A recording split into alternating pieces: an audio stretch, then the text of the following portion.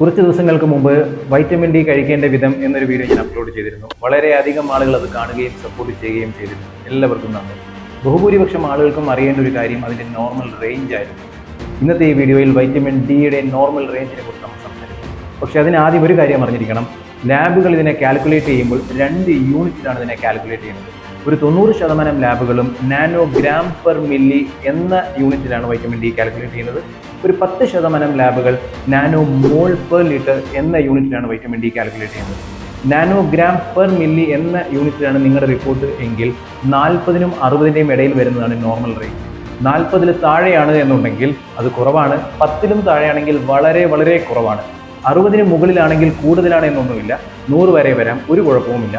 150ന് മുകളിൽ പോകുമ്പോഴാണ് അത് ഹൈപ്പർ വൈറ്റമിനോസിസ് ഡി എന്ന് പറഞ്ഞൊരു ടോക്സിസിറ്റി വരിക. അത് വളരെ റെയറാണ്.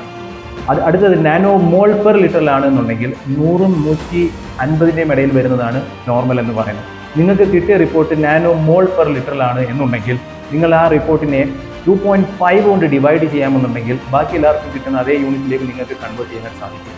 ഇവിടെ ഓർത്തിരിക്കേണ്ട ഒരു ഏറ്റവും പ്രധാനപ്പെട്ട ഒരു കാര്യം, 40ൻ്റെയും 60ൻ്റെയും ഇടയിൽ എൻ്റെ വൈറ്റമിൻ ഡി ഉണ്ട് എന്ന് വിചാരിച്ച് സപ്ലിമെൻറ്റേഷൻ നിർത്തലല്ല വേണ്ടത്. നോർമൽസിൽ തന്നെ മെയിൻറ്റെയിൻ ചെയ്ത് കൊണ്ടുപോകണം എന്നുള്ളതാണ് ഏറ്റവും പ്രധാനം.